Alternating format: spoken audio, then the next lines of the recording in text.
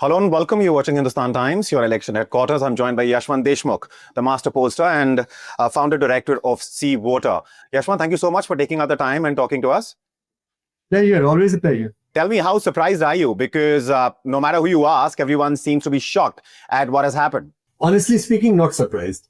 That's the bottom line. And there is reason, not because we had this information and we have been telling that females have the double digit margin as far as the female votes are concerned for Nitish Kumar, while in the male it is a much contested side. So I was just looking at, my team was calling me to show me the post poll data right now, because they are now weighing the data with the actual result for each seat. So we'll get precise demographics. I will share it with you. Ask my coordinator to schedule detail. But primarily what I could sense is that in the male section, it was almost barabari ki ladai. But in the female, it was a double-digit gap for Nitish Kumar. So if that is the case, then it is a story which probably we have seen earlier in Maharashtra or in Madhya Pradesh, and even in Jharkhand for that matter.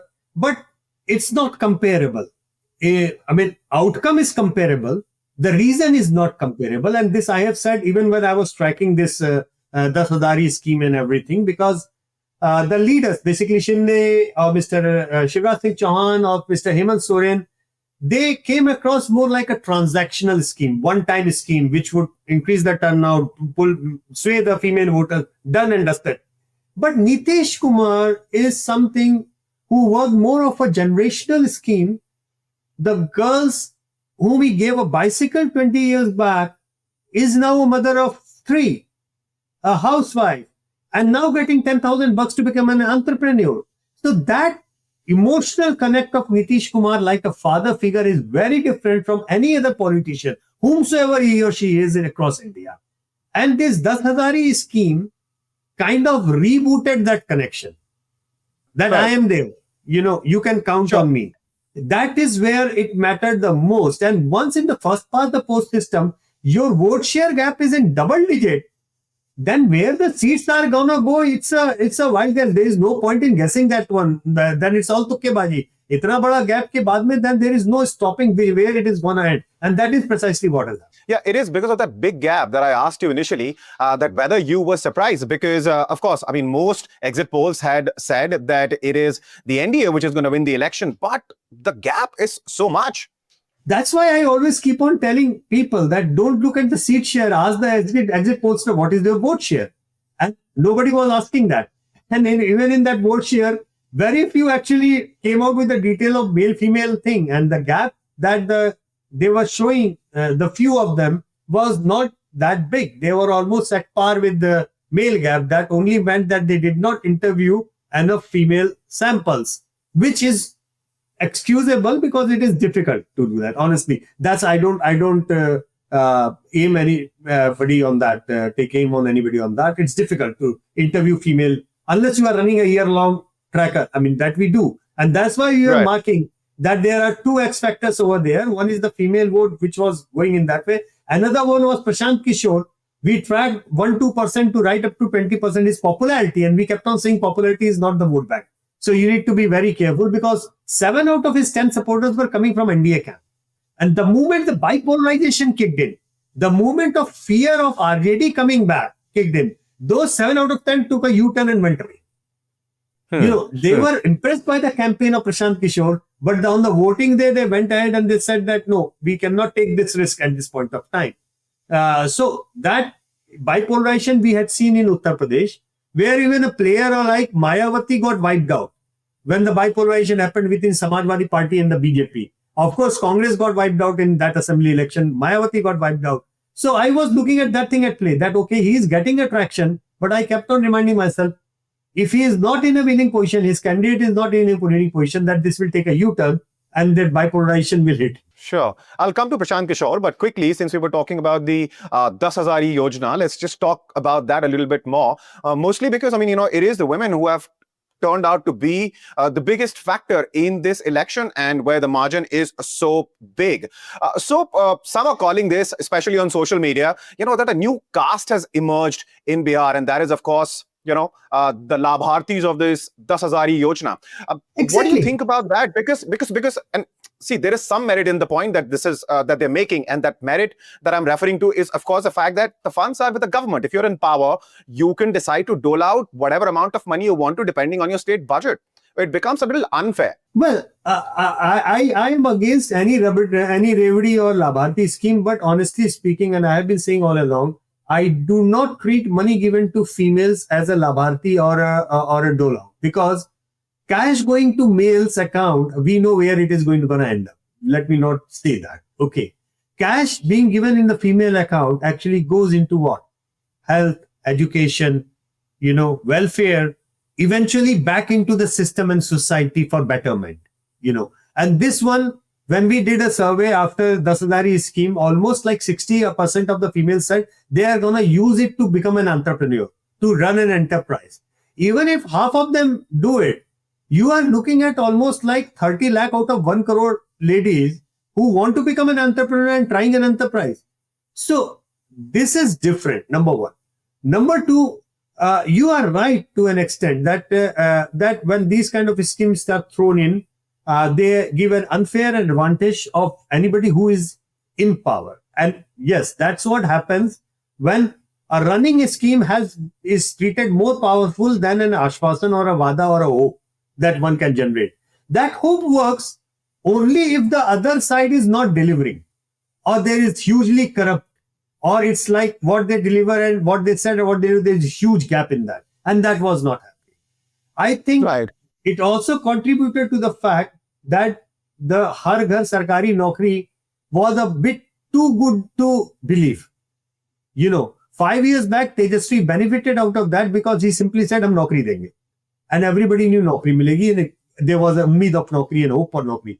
But those who want a naukri, and by the way, unemployment is the most critical issue across India at this point of time. We have been reporting in all our Mood of the Nation polls and our trackers all along, every election and even all throughout the year in Mood of the Nation, unemployment remains the one critical most issue. So if the BJP thinks or NDA thinks that with this victory they can sweep aside, they would be doing a blunder of their life. They need to tackle that. How, that's a different thing. But Tejasvi Yadav promising something which even the layman understand, it's not viable, it's not sustainable, it's not possible. I think the gravity of that promise went down with the scale of that promise. You make a promise, but then the promise becomes kind of seen as a impractical, then the gravitas of that promise goes away. Right. And that's understandable. Like I said, an opposition doesn't have the money. All they can do is just promise that once we are in power, this is what we're going to give you. So it makes sense that the Janta went with what was guaranteed, right? But exactly. What happened with Prashant Kishore? You've briefly talked about it, and you've said that, yes, he was popular. All over social media, was saying all the right things. He was talking about the issues which are pertinent, especially in a state like Bihar, which on all human development factors is at the bottom of the list. So, and in such a scenario, such a pro-incumbency vote, that is astonishing, right? Well, I think he ended up in rekindling the essential idea of what will happen if RJD comes back. He campaigned against Nitish and like that, but I believe the voter which was giving a traction, naming Prashant Kishore as my preferred, was the youth who wanted change for the betterment. Forward-looking, progressive-looking youth. So that youth came from the BJP's and NDA's quota. But the moment they saw that this probably is not his election, and this vote is ending up probably making RJD win the election, that took a U-turn. But that doesn't mean he did not run a good campaign. He did not have a traction. He did have a traction. I'm sure that he must be heartbroken today.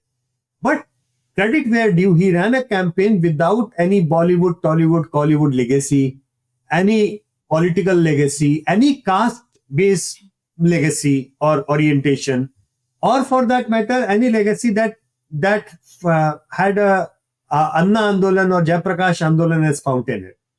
In all of this, if he created using social media and not just social media, his constant presence on the ground for 2 years, running around, if he created that much traction, I I am a firm believer and old school thought कि कोई मेहनत खराब नहीं जाती, you know, just the way Yeah, Priyanka and Gandhi मेहनत of लड़की वो लड़ सकती हूँ and that campaign and that generation of enthusiasm did not go waste. It came in handy in last year's Lok Sabha election, you know, for Samajwadi Party and Congress alliance. It's just so that on. he needs to be there. If he remains there for next 5 years, think of a post Lalu, post Nitish scenario. Look at the leadership that is available, and then we will know there is always a scope for that kind of a dynamic leadership, the things that he talks about. Only thing is that he should not be heartbroken, and he should take a resolution that I will remain there. जो रहेगा वो करेगा. That's it. So all in all, a good start, but just that, a good start. Just that, because there was no vacancy. Because there was no vacancy. You know, he started trying to fill up a vacuum which wasn't there. He kind of calculated a vacuum which is futuristic. So there was no vacuum to be filled. So whenever the vacuum will be there, it will get filled. So he should ensure that he remains there at that point of time. Otherwise, somebody else will fill up the vacuum. Right. Now, since there is a paucity of time, let me quickly ask you a couple of more questions before you tell us that you have to, jump to the next, window and go talk to somebody else. And so first question quickly there is, of course, about the future of RJD and Congress, because the numbers, well, they're nowhere near what they were hoping that those numbers would be. Congress may be understandable, but RJD, what happened there? Well, I think they got struck with the limitation of Muslim Yadav combination, and that's where they are stuck for 25 years. Please understand that. When was the last time Laluji won an election on MY? It's 25 years, right? The last election they won in 2015 was because of Nitish Kumar, not because of MY. That's the bottom line. So I think they have to move beyond MY. They have to go for MY plus. That plus certainly is either youth or Mahila, a new MY, right? Youth, he got a challenger in Prashant Kishore to divert that traction on, and then his over-promising killed the promise. But Mahila thing, I think somewhere deep down in the patriarchal mindset of Indian leaders, they are still unable to understand what has hit them. This is a watershed moment in Indian politics. No election, no politics beyond this is ever going to remain the same because of the female voters. Nothing is going to remain the same. And imagine the day 33% reservation kicks in. Everything will be upside down. So I do not think that big number of them are ready for that. Otherwise, I have a very simple one line. If females are understandably in the driving seat, which there were ample evidence from Madhya Pradesh, Maharashtra, Jharkhand, including Jharkhand, which was won, by the way, by the opposition leader, right? Hemant Soren to start with. Why the hell Misa Bharti was on the back seat and Priyanka Gandhi was locked in a dicky? Right. Questions. They are star campaigners in their own right. Right. Did we see them anywhere? No. So No, you're right. You're right. So that makes sense. So if you are not using your arsenal correctly, if you are not using your weapons correctly, then you are misreading something somewhere drastically. And then your entire focus went on something like SIR, which was a damn thing to start with. It did not work. It was never going to work to start with. Everybody knew, barring the people who were advising Rahul Gandhi. If at all, I can say with full responsibility, that campaign wasted 1.5 months of Tejasvi Yadav. If you will ask in personal conversation to Tejasvi Yadav or anybody around him, they are going to come and say exactly the same line, हमारा 1.5 महीना खराब कर दिए. आप पूछ लीजिएगा, you can go and check with them. So that campaign is nowhere. Rahul Gandhi, whenever he works or says or does something on the ground, it certainly gives some traction to the Congress, certainly gives enough momentum to the Congress, but then he just goes away. Somebody needs to answer this question. How was Columbia Yatra more important than Katiyar Yatra? That question needs to be answered in most sincere way. So, what do you think is going to happen? Who's going to become the chief minister? Will Nitish Kumar take the oath for the 10th time? Well, Nitish is going to resign the day he feels like resigning himself. He has earned a lot of goodwill with the BJP, cannot risk to leave just by seen as someone who is backstabbing Nitish Kumar. So he is going to stay there. Nitish Kumar will retire the day he decides to retire. And that retirement will also be looking like a promotion, not a demotion. So that's going to be there. And I think BJP would be more than happy to keep the goodwill generated by Nitish Kumar's legacy and leadership in the times to come in Bihar politics. And do you think that's because BJP needs support of Nitish Kumar's parliamentarians more at the center? No, I don't think so, because I think 5 years back when Nitish Kumar got half the seats than the BJP, at that point of time, BJP in center did not need Nitish Kumar's people. But then also BJP did make him a chief minister because their long-term planning that they need to keep the goodwill of Nitish Kumar in the post-Nitish scenario. I think the BJP and their mother organization are better planners of the future ways. They look at the 25, 30 years down the line scenario and they plan it ahead. And they are good learners from their mistakes. That's why they win. Problem with the Congress right now, it seems like they are unable to learn from what went wrong. Like, for example, the SIR and the vote chori campaign, it has flopped. But I can give you in writing that they are going to double down on that campaign rather than saying, hold on, this did not work. Just concede, accept it did not work, and then go about the next election, whatever issue and the way they need to plan.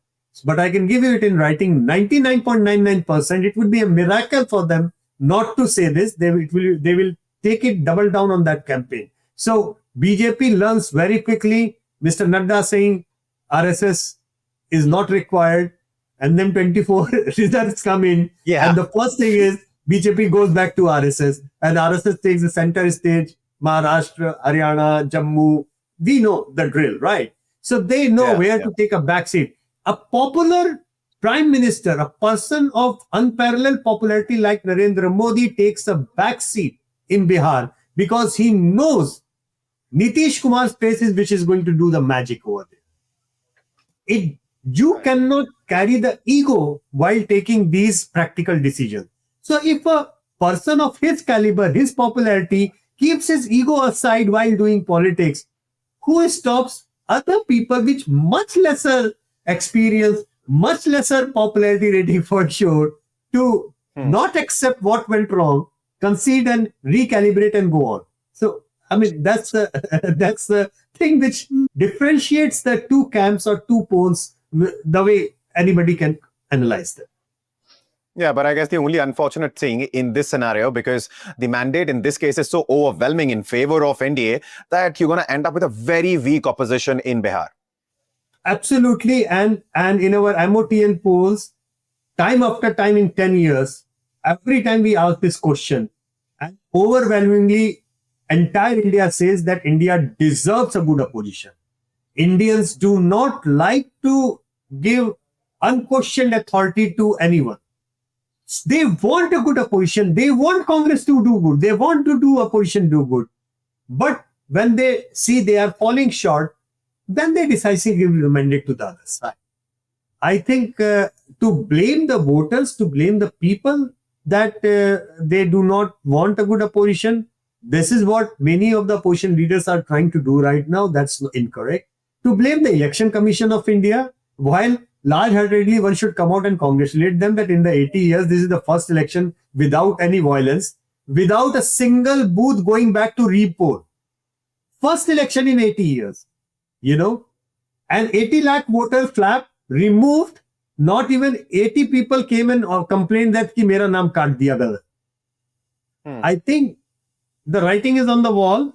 What went wrong in campaign went wrong. They need to just sit, accept, concede, recalibrate, reboot, and then go with the real issues, that is the jobs. Then go to the real issue, that is nepotism, that is creeping, oligarchy that is now creeping in, kind of thing, favoritism and crony capitalism, which, by the way, if you pick up any of these issues of MOTN, people are saying big businesses are getting more, normal people are not getting that much, unemployment is critically high, it's difficult to run the family within this budget. All those issues, economic issues, are there, glaring and blaring in your face. But somebody needs to get beyond this failed campaign of vote chori or chaukidar chor hai or all sort of choris, get their home in order, get their basics in order, and talk about the real issues in real ways, in a more sympathetic way. I think that's where the rebooting for opposition will start.